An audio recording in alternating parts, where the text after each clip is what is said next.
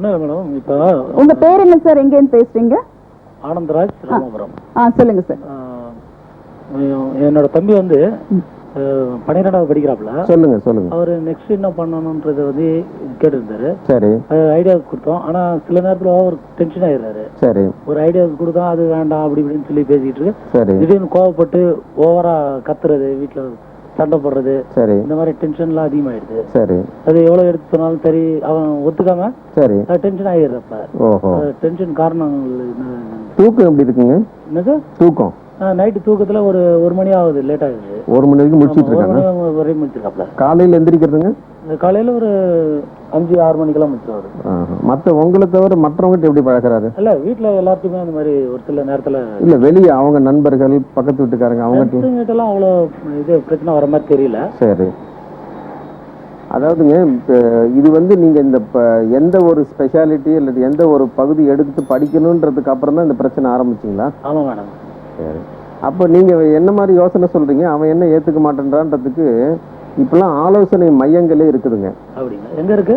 எல்லா இடத்துலையும் இப்போ யூனிவர்சிட்டி, காலேஜஸ், கவுன்சிலிங் சென்டர்ஸ் இருக்குது.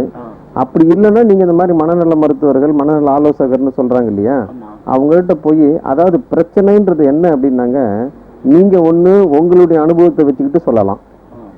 அந்த பையன் வந்து அவனுடைய எதிர்பார்ப்பை வச்சுக்கிட்டு ஒண்ணு கேட்கலாம். ரெண்டும் ஒத்து வராம போகலாம். ரெண்டாவது, இப்ப நீங்க பிரச்சனைன்னு நீங்க சொல்ற பிரச்சனையை நாங்க சால்வ் பண்றதுக்கு என்ன வித்தியாசம்னா, இப்ப நீங்க வந்து சொல்றீங்க, நாங்க வந்து புரிய வைப்போம். நீங்க வந்து பையனுடைய தேவைகள் என்ன, நீங்க சொல்றதோட நல்லது கெட்டது என்ன, அவன் எதிர்பார்க்கறதுல ரிஸ்க் என்ன, அட்வான்டேஜஸ் என்ன, டிஸ்அட்வான்டேஜஸ் என்னன்னு சொல்லிட்டு நீங்க விளக்கி சொல்றதுக்கு உங்களுக்கு பொறுமை இருக்காது. இப்ப என் தம்பிக்கு நான் சொல்லணும்னா உடனே அது என்ன நான் சொல்றதுக்கு ஏத்து பேசுறான்னு எனக்கு ஃபர்ஸ்ட் தோணும். ஆமா, புரியலன்னு எனக்கு தோணாது. அதாவது எப்படி சொன்னா அவனுக்கு புரியும் பார்த்து அப்படி சொன்னோம்னு வச்சுக்கிங்க, அப்ப அவனுக்கு புரிய ஆரம்பிச்சிடும். அதுக்கு மேலேயும் அவனுக்கு ஏதாவது குழப்பங்களோ அல்லது ஏதாவது சிதைவுக்கான அறிகுறி இருக்குதுன்னு வச்சுக்கிங்க, அதை வந்து நாங்க கண்டுபிடிச்சு சரி பண்ணிடுவோம். இப்ப அதாவதுங்க, ஆலோசனைக்கும் நம்ம சொல்றதுக்கும் வித்தியாசம் என்ன அப்படின்னா, என்ன தேவையானதோ எப்படி சொன்னா புரியும்னு சொல்லியோ அந்த மாதிரி ஒரு வழிமுறையை கடைபிடிச்சு சொன்னோம்னு வச்சுக்கிங்க, அவங்க வந்து எடுத்துக்குவாங்க. இதுக்கு வந்து நீங்க ட்ரெயின் ஆகி இல்லை இல்லையா, அதுக்குன்னு பயிற்சி பெற்றவங்ககிட்ட கூட்டிட்டு போய் அதை விளக்குனீங்கன்னா சரியா போயிடும். இந்த வளரிளம் பருவத்துல வந்து இந்த எரிச்சல் இருக்கு பாருங்க, அது ஒண்ணு. பிள்ளைங்க வந்து நினைச்ச உடனே பாத்தீங்கன்னா கடன்னு அப்படியே கண்ணு தண்ணி கொட்டும், ஏதாவது சொல்றதுக்குள்ளேயே உடனே கொட்டிடுவானுங்க. இது வந்து இயல்பான ஒண்ணுங்க, இது ஒண்ணு பெத்தலாஜிக்கல் கிடையாது. அந்த பதட்டத்துல வர்றது நம்ம வயசான பிறகு நம்ம அந்த கண் இது தானே கட்டுப்படுத்துறதுக்கு தெரிஞ்சிருக்கிறோம். இந்த பிள்ளைங்க வந்து உடனடியா அப்படியே ஒரேடியா அப்படியே கண்ணு தண்ணி கொட்டும். கொட்டினோன்னு உங்களுக்கு ஒன்று உடனே பயம் வந்துடும், இல்லாட்டி ஆத்திரம் வந்துடும். அதுக்கப்புறம் நம்ம சொல்றதுக்கு பொறுமை இருக்காது. இதனால தான் வந்து நாங்கள் வந்து அதை பொறுமையாக எடுத்து சொல்லும்போது அவங்களுக்கு புரிய ஆரம்பிக்குதுங்க. புரியாதவங்களே கிடையாது, பட் புரியும்படியாக சொல்றவங்க தான் குறைச்சல்.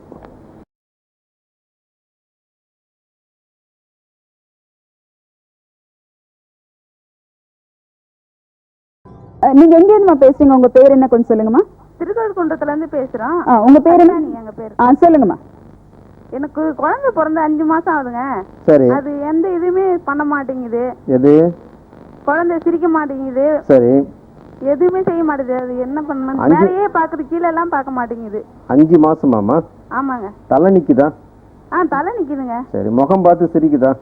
முகம் பார்த்து சிரிக்கா, மேலேயே பாக்குது, சரியா பார்க்க மாட்டுது. குழந்தைங்க டாக்டர்கிட்ட காமிச்சிங்களாமா? காமிச்சங்க. என்ன சொல்றாங்க அவங்க? எதுவுமே சொல்ல மாட்டாங்க. குப்புற படுக்க முயற்சி பண்ணுதா? சாப்பாடுக்கு பசிக்குது அப்படின்னா அழுவுதா? அதெல்லாம் அழுவே மாட்டுது. பால் குடிக்க மாட்டேங்குது சரியா. பால் குடிக்கிறது இல்லம்மா, பசிக்குது அப்படின்னு சொன்னா அழுவுதா? அழுவல. நீங்களா பார்த்து தான் பால் கொடுக்க நாங்களே பார்த்து கூப்பிட்டு தான் பால். அப்ப நீங்க உடனடியா ஒரு குழந்தை மருத்துவர்கிட்ட போய் காமிங்க. ஏதாவது இது வந்து வளர்ச்சி மைல்கல்கள்னு சொல்லுவாங்கம்மா. ஒவ்வொரு 3 மாசத்துல தலை நிக்கணும், 3 மாசம் 4 மாசத்துல முகம் பார்த்து சிரிக்கணும், 5 மாசத்துல குப்புற படுக்கணும்லாம் இருக்குது. இதை வச்சுதான் வளர்ச்சி இருக்குதா இல்லையான்னு சொல்லி நாங்க முடிவு பண்றோம்.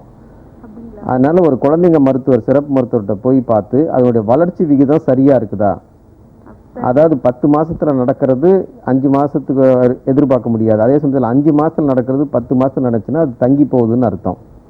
அதை உடனடியா கவனிச்சு அதுக்குண்டான காரணங்கள் இருக்குதா, ஏதாவது மன வளர்ச்சியா, மூளை வளர்ச்சியா, உடல் வளர்ச்சியான்றதை பார்த்து நீங்க அதுக்குண்டான நிவாரணம் எடுத்துக்கணும். அதனால உடனடியா ஒரு சொல்லுங்க. அட்டாக் வேற இருக்குங்க. ஓ உங்களுக்கு குழந்தையோட அம்மா நான், எனக்கு வந்து கால் ஊனமா இருக்கு. சரி. அதனால பயமா இருக்கு குழந்தைக்கு ஏதாவது அதனால. ஓஹோ. ஆயிடுமோன்னு. அதனால வந்து இப்போ போலியோ அட்டாக்ன்றது வந்து வந்து பரம்பரையா வர்ற வியாதி கிடையாதுமா. அது கிருமி மூலமா வர்றது.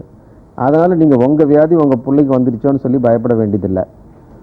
அந்த பயமே கூட ஒரு சமயத்துல உங்க கண்ணோட்டத்தை பாதிச்சிருக்கலாம். புள்ள அப்படி பாக்குதா இப்படி பாக்குதோன்னு கூட நினைக்கலாம். நீங்க குழந்தைங்க மருத்துவர் பார்த்து அவர் ஒண்ணும் இல்லைன்னு சொல்லிட்டா நீங்க பயம் இல்லாம இருங்க. அதுக்கு மேலேயும் நீங்க பயந்தீங்கன்னா நீங்க வந்து எங்களை பார்க்கணும். அப்படிங்களா? பார்த்தா சரியா போயிடும். சரிங்க. ரைட். தேங்க்ஸ்.